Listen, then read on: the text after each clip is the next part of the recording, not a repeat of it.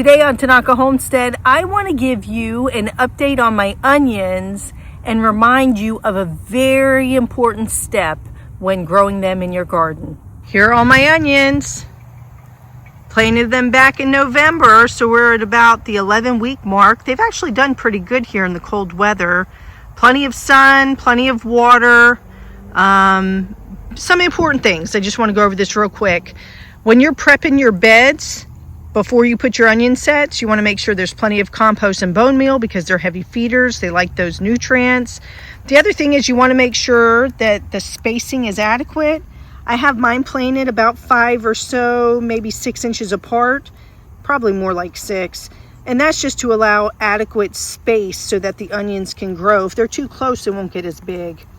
So, and then of course, when I planted my sets, they're about 1 inch deep is the depth that I planted them. But yeah, I mean, these are looking fantastic, but I just want to reiterate one important step so you get really large onions. I want to show you this. So here's my onion. Okay, hopefully you can see that. You see how the dirt's all around the bottom? What you want to do is you want to expose that bulb. You want to try to not expose the roots, but you want to move all the dirt away from the base of that onion. And I kind of pat the dirt. Okay, you see what I did?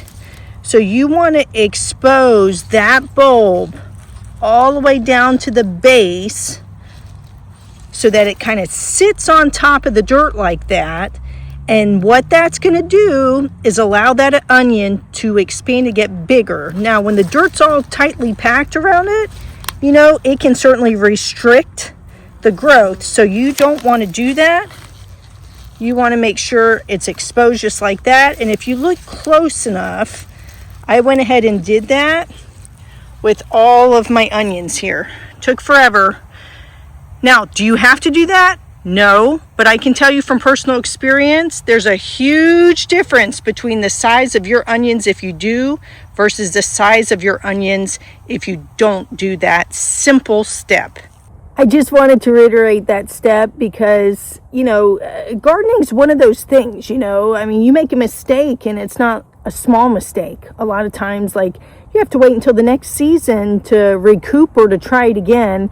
So for those of you, especially in Central Florida, who've planted in November, don't forget that step. Well, no matter where you are, because it would stink to put in all that time and effort, and then you get these little old tiny onions, which I'm not saying are bad, but if you can get bigger onions, why not do it?